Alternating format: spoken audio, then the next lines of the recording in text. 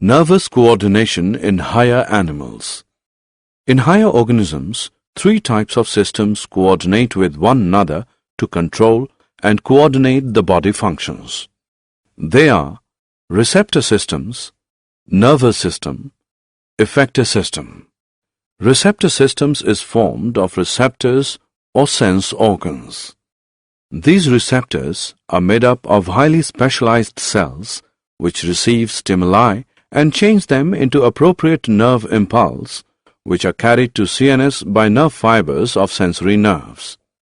Receptors are of 6 main types. Photoreceptors for light located in eyes. Phonoreceptors for sound located in internal ears. Olfactoreceptors for smell located in nasal chambers. Gustatoreceptors for taste located in taste buds on tongue. Tangoreceptors for touch located in skin. Thermoreceptors for changes in temperature located in skin.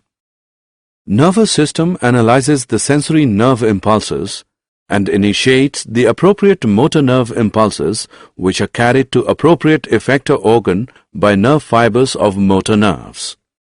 Effector system is formed of effector organs which include muscles and glands and give the response. Example, contraction or relaxation of muscles and switch on or switch off of glandular secretion.